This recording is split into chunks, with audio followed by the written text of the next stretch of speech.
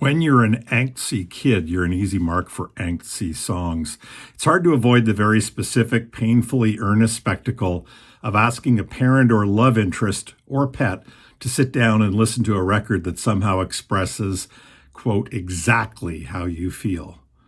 Speaking for myself, these embarrassing scenes from my teenage years most typically were played out at our yellow Formica kitchen table with my mum squinting at me through cigarette smoke, speakers aimed down the stairs from my attic bedroom, my gaze averted, mouthing the words, occasionally lifting my eyes toward my mother's patient and neutral face, trying to gauge whether or not she was, quote, getting it. That previous quote from Jeff Tweedy's book, World Within a Song, which I've been going through, and short chapters where he talks about music that has had a big impact on him and his life, and little anecdotes in between albums. But it was a lot of it is about how he related to music and how important music was growing up. The other part of the book, or one of the themes that I've kind of picked out from this book, is the notion of tribalism. I've often said that it seems today that young kids are much broader in their listening tastes, and they're not bound by a lot of the things that certainly I was when I was into hard rock and listening to Deep Purple and Nazareth and Foghat and things like that. And anything that had a backbeat or sounded like disco was kind of like just unheard of. I mean, I just couldn't accept it. It was if it sounded like it was something that was maybe disco, which is just ridiculous. I mean, good music is good music. But he talks a little bit about that, about things like ABBA and how you could possibly like ABBA when you were into, hard rock or punk music. And nowadays, I think most people, young or old, are much more open to the idea of good music is good music and genres be damned, as it were. Anyways, I'm really enjoying this book. I heard him give a talk. He was being interviewed by somebody in the Washington punk scene. I don't know if it was somebody from Fugazi or whatever, but it was put on by a Jewish organization, and it was an online Q&A, and it was really good. Any of you have seen Wilco, or in particular seen Jeff Tweedy on his own, he is very funny. He establishes an amazing rapport with the audience.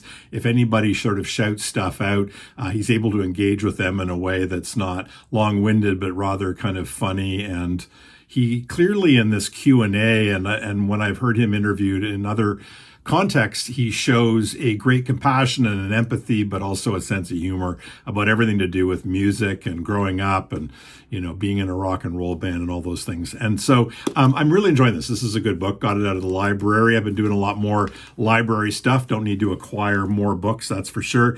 But it's made me think a little bit about, songs or albums that have really had a big impact on me. And a lot of these, as Jeff Tweedy talks about, these are things when you're growing up. I kind of came to music a little bit later in life. Being the oldest of three boys, I didn't have an older brother or sister who were basically showing me the ropes and introducing me to music that I would grow to love. So it was kind of a lot of it was my own discovery, although there always are people through friends and brothers of friends, older brothers or older sisters who are really into good records. I don't know if you remember from the movie Almost Famous, but the Cameron Crowe personality, who's real, is not a character, but his sister turned him on to a lot of, his older sister, played by Zooey Deschanel in the movie, basically turned him on to a lot of really good music and got him into rock and roll at an early age. But yeah, I came at it in high school. I think I really started to come into my own and get interested in music around grade 10. So that was like 15. That was a little bit old. But here are a couple albums that were albums from my high school days that left a huge impression on me. So one of them is Lou Reed's Berlin. I had already become a fan of Lou Reed through, I guess, Transformer. Around the same time, I also really enjoyed and got into Coney Island Baby. And then the album that I bought when it came out, having sort of gone back and listened to some of the stuff that was earlier in his catalog, like those two records, was Rock and Roll Heart. And I really enjoyed Rock and Roll Heart. Went to see him play at Massey Hall. And it was very confusing for me because almost the entire show was delivered in darkness with white noise off of TV sets, kind of a glare in the background. I didn't really love the show. And then at the very end, he closed with white light, white heat. I think maybe heroin as well. And there were spotlights put on him. I remember big bright red lights. And some incendiary guitar work, and it was fantastic. But a lot of the show I didn't really get, yeah. But that was the first time I saw Lou Reed. Saw him many times after that, and some really good shows and some spotty shows. Lou was always a little bit up and down, shall we say, and good and bad, and had great moments in shows, and sometimes kind of fell flat as well. But this record, Berlin, high school. Reading existential novels because of my French teacher, things like Camus' The Outsider, I might have mentioned this earlier, and then getting into this record, which is a tremendously depressing record. It's beautiful as well. Bob Ezrin produced it, who worked with Alice Cooper, among others. And but it's a story of sadness, of drug addiction.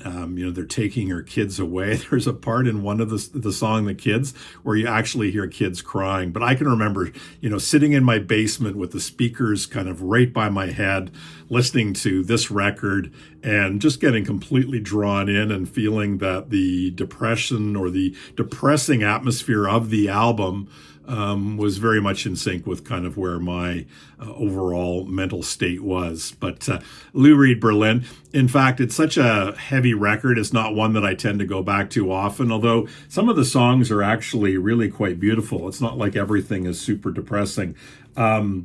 Lady Day is a beautiful song. And Sad Song is actually a really, really nice song. I mean, it's sad, must be, kind of minor keys, but it's actually a very beautiful song. But Lou Reed, Berlin, a big one in high school for me, big part of my world. Another one, very different one, was the Kinks' Sleepwalker. I actually got really into the Kinks with Preservation Act 2. I mean, I was familiar with their early hits and, You Really Got Me and All Day and All of the Night and Dedicated Follower of Fashion, Waterloo Sunset. But that stuff was permeating through the radio, and it wasn't on a record that I was playing, so I wasn't absorbing it and choosing to play it myself. This was the record that when it came out, I went and bought it. I just loved it. Still love this record, Life on the Road, Sleepwalker, the title track, Brother, which is a beautiful song. It's interesting because Dave Davies and Ray Davies have had a very tempestuous relationship, but this is a very beautiful song about brotherly love, and really caring for a brother. Jukebox music, Stormy Sky, which is wonderful. Life Goes On, Full Moon. Anyways, a really, really great record. A quick little story about this. This record came out when I was in grade 13, and I was so excited, and I figured the Kinks were a massive band, and I think my parents told me I wasn't supposed to, go out and get tickets. I went down to the local Bass ticket outlet, which was, I think, in the Simpsons or the Sears, one of those places in downtown Toronto. And I went down to get the tickets, and in the evening, I decided I was going to sleep out. I wanted to get really good tickets for the show. And I believe this tour was actually the Schoolboys in Disgrace tour, or at least they incorporated a lot of that in the show. But so I rolled out my sleeping bag and was waiting for people to line up behind me. And lo and behold, as the night went on, nobody showed up behind me. I was convinced as the night, dragged on, that I was in the wrong place and that I, wasn't where I should be to buy the tickets. And at like 9 a.m, the department store where the Bass ticket outlet was located opened up. There was nobody behind me. I was the only one in line. And I walked through the revolving doors, walked up to the Bass ticket outlet and bought 2 tickets, gold box seats, as it were. I underestimated the popularity of the Kinks. They were not super popular at this stage. They ended up becoming probably like the most popular they ever were, and became a big stadium rock band a few years later, but at this time, not so popular. Anyways, World Within a Song. Inspired a little bit by the Jeff Tweedy book, enjoying going through all of that, and may do some more of these down the road. Carpe diem, MFs.